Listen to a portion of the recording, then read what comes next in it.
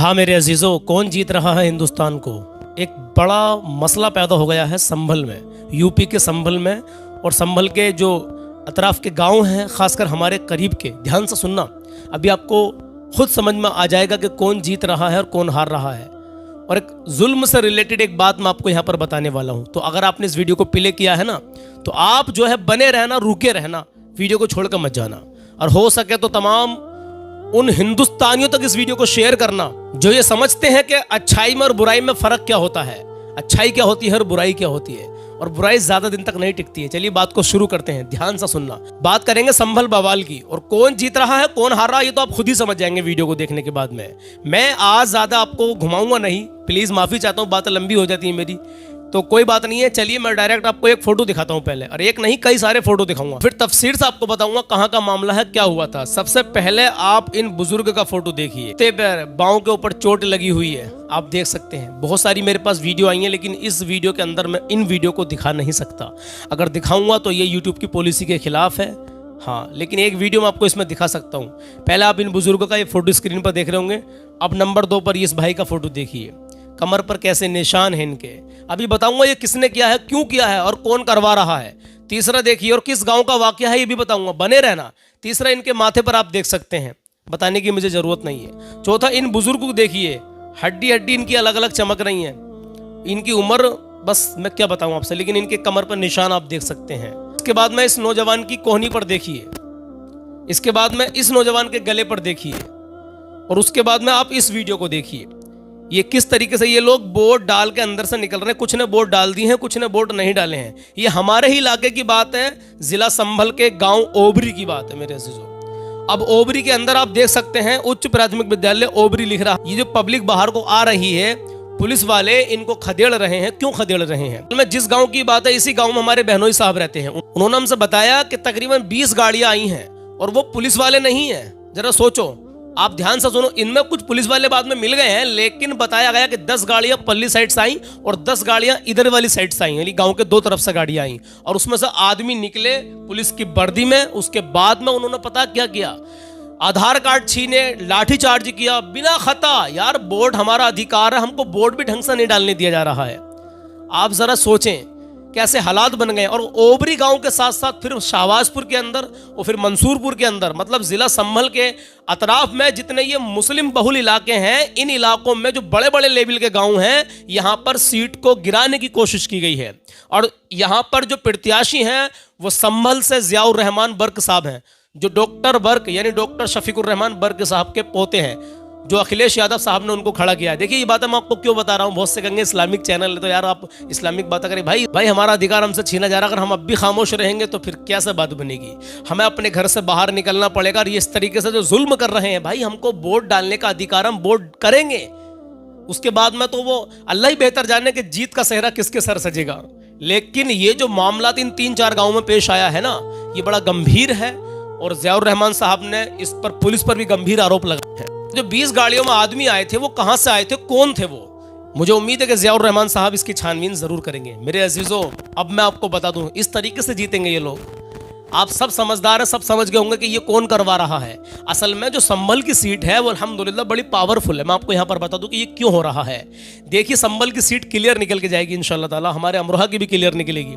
लेकिन बात यहाँ पर यह है कि इन लोगों को ये बातें खल नहीं रही हैं, इनकी आमें नहीं आ रही हैं। ये बेचैन है, पूरे हिंदुस्तान भर की जनता समझ रही है, आवाम समझ रही है देश को किसने कितना नुकसान पहुंचाया है। आप सब समझदार हैं। चलिए बात लंबी हो जाएगी। बहरहाल आप इस वीडियो के बारे में कमेंट बॉक्स में अपनी राय जरूर पेश करें, और ऐसी जगह पर अगर आपके यहाँ पर कहीं भी हुआ हो तो हमें कमेंट बॉक्स में आप जरूर बताएं। बात थोड़ी सी आपसे ये करने वाला हूँ, वालिदा की तबीयत अलील हो गई थी, 3-4 दिन से कोई वीडियो हमने नहीं डाली थी मेरे अजीजों। लाइव चलाकर आपको हमने बताया था, अभी वो ठीक है। उनके लिए दुआ करें कि अल्लाह उनको मुकम्मल शिफा दे दे।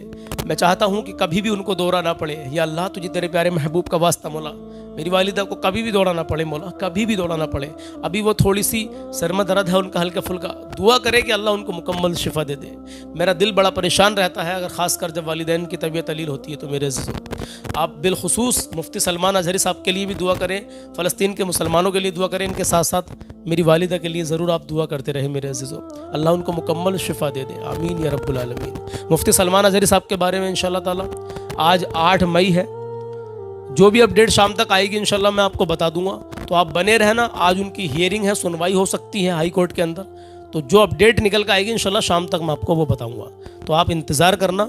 जज़ाकल्लाह कि आप यहाँ तक रुके रहे, आपने इस अपडेट को सुना। और ये जो जुल्म हो रहा है ना, ये जुल्म कर रहे हैं, जुल्म ज़्यादा दिन तक नहीं टिकता है मेरे अज़ीज़ों, ये सब जानते हैं। आइए मैं आपको एक कलाम सुनाता हूँ। इस कलाम को सुनने के बाद में इंशाल्लाह ताला आपका ईमान ताज़ा होगा, आपके दिल की कलियाँ खिल जाएंगी। फिलहाल एक सवाल मैं आपसे कर लेता हूँ। सवाल ये है, ये बताइए मुझे, कमेंट बॉक्स में उसका जवाब देने की कोशिश करना। सवाल ये है, ये बताइए, पूरी कायनात में अल्लाह रब्बुल इज़्ज़त ने सबसे पहले जब कुछ भी ना था, सबसे पहले किस चीज़ को पैदा फरमाया? हाँ, ये बड़ा अच्छा सवाल है और इसका जवाब आपको देना है, ठीक है इंशाअल्लाह ताला। कल तक देखूंगा किस भाई ने किस बहन ने क्या क्या जवाब में लिख के भेजा है। आइए मेरे अजीज़, कलाम सुन लीजिए। कलाम सुनते ही आप मचल जाएंगे। आइए कलाम शुरू करते हैं। जिंदगी दी है तो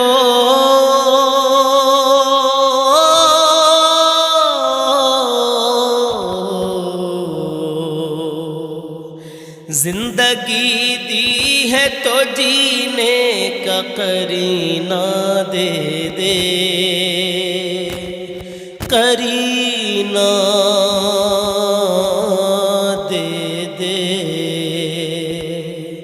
जिंदगी दी है तो जीने का करीना दे दे, जिंदगी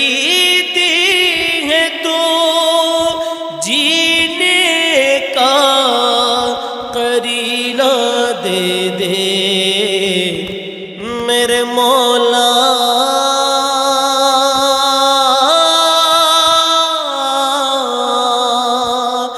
मेरे मौला, मेरे आका, मेरे मौला, मेरे दाता, मेरे मौला, मुझे रहने को मदीना दे दे, मदीना दे दे। मेरे मौला,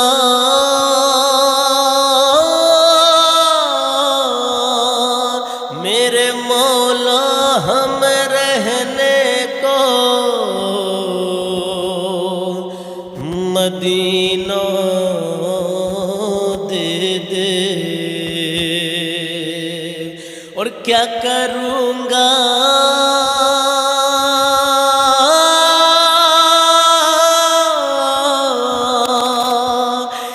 करूँगा मैं गुलाब और चमेली लेकर,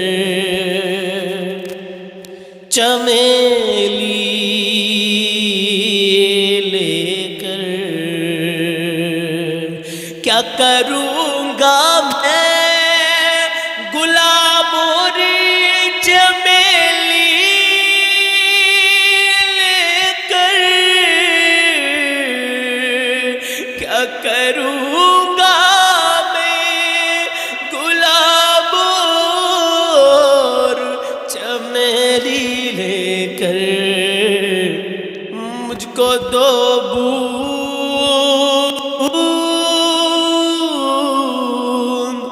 मुझको दो बूंद मोहम्मद का पसीना दे दे, पसीना दे दे। हमको दो बूंद मोहम्मद का पसीना दे दे, पसीना दे दे। जिंदगी दी है तो जीने का करीना दे दे, करीना दे दे। मेरे मौला, मुझे रहने को मदीना दे दे, मदीना दे दे। जिंदगी दी है तो जीने का करीना दे दे। एक शेर और सुनिए। दिल है बेचैन,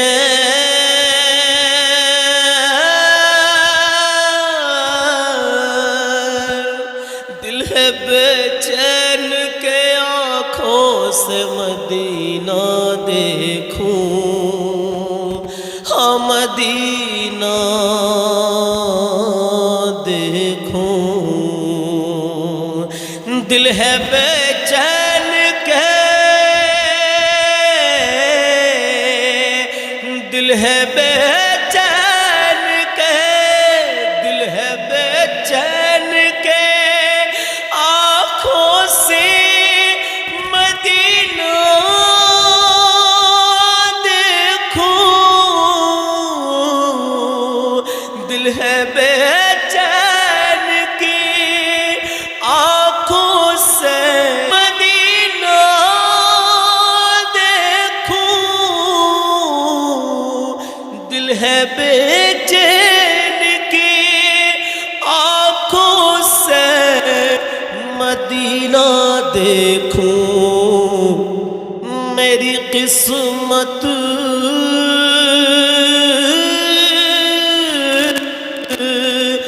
मेरी किस्मत सबकी किस्मत, मेरी किस्मत में खुदा हज का महीना दे दे, महीना दे दे। मेरी किस्मत में खुदा हज का महीना दे दे, महीना दे दे। जिंदगी दी है तो जीने का करीना दे दे, जिंदगी दी है तो जीने का करीना दे दे। मेरे मौला मुझे रहने को मदीना दे दे, मदीना दे दे। मेरे मौला हमें रहने को मदीना दे दे। मेरे अजीज़ों, जैसा भी ये कलाम लगा हो, बस दुआओं से नवाजें कि अल्लाह अपनी बारगाह में कबूल कर ले। मेरा अल्लाह गवाह है, अल्लाह जानता है मैं 4-5 दिन से वालिदैन की तरफ से, ख़ासकर वालिदा की तरफ से कितना परेशान हूँ। मेरा दिल कितना परेशान है बेशक अल्लाह जानता है या फिर मैं जानता हूँ। आप लोग जो मुझे रोज़ाना देखते हैं, मेरे भाई मेरी बहनें मेरी अम्मी की उम्र की हैं, बहुत सारी मेरी माँ की उम्र की हैं। एक अम्मा हमारी मुरादाबाद में रहती है अल्हम्दुलिल्लाह, वो हमारी वालिदा को देखने हमारे घर तक आ गई। जज़ाकल्लाह, अल्लाह खुश रखे, शादो आबाद रखे, अल्लाह हर परेशानी दूर करे। उनके शोहर अभी इस दुनिया से चले गए हैं, तकरीबन 4-5 महीने हो गए हैं उनको। अल्लाह उनकी जज़ा, अल्लाह उनकी बेहिसाब मग़फ़िरत फ़रमाए और इनको सब्र अता फ़रमाए, आमीन या रब्बुल आलमीन। बिलख़ुसूस आप मुफ्ती सलमान साहब के लिए और फ़लस्तीन के मुसलमानों के साथ साथ मेरी वालिदा के लिए हर नमाज में दुआ करें मेरे अज़ीज़। मैं चाहता हूँ कि मेरी उम्र जब 70 साल की हो ना, जब मेरी उम्र 70 साल की हो, तब भी लोग मुझे पाएँ कि मैं अपनी वालिदैन की खिदमत करता हुआ नज़र आ रहा हूँ। उनको लोगों को मैं 70 साल की उम्र में भी अपनी वालिदैन की खिदमत करता हुआ नज़र आऊँ और वो हयात हों उस वक्त भी। अल्लाह उनको सेहत व सलामती अता फ़रमाए, अल्लाह उनको हमेशा हर परेशानी से, मुसीबत से, बीमारियों से महफूज फरमाए। बिलख़ुसूस अल्लाह रहमत वाले नबी के सदक़े में मेरे वालिदैन को लंबी उम्र अता फ़रमाए। अल्लाह आप सब में से जिनके वालिदैन हयात हैं, ज़िंदा हैं, अल्लाह उन सबको भी रहमत वाले नबी के सदक़े में लंबी उम्र अता फ़रमाए, आमीन या रब्बुल आलमीन। अल्लाह आप सबकी हर परेशानी दूर करे, अल्लाह शादो आबाद रखे, अल्लाह आपको हमेशा खुश रखे, अल्लाह हर आने वाली परेशानियों से महफूज रखे, आमीन या रब्बुल आलमीन। इंशाल्लाह मिलता हूँ अगली वीडियो में, अपना ख्याल रखें। बताएं ज़रूर सवाल का जवाब कि दुनिया में अल्लाह रब्बुल इज़्ज़त ने पूरी कायनात में सबसे पहले किस चीज़ को पैदा फरमाया, इंशाल्लाह। और हाँ, इस तरीके से अगर ये जीत भले से बेईमानी से जीत जाए, लेकिन ईमानदारी से तो ये लोग कभी नहीं जीत सकते। हाँ, ये हकीकत है। इंशाल्लाह मिलते हैं अगली वीडियो में, अपना ख्याल रखें, अल्लाह हाफिज़।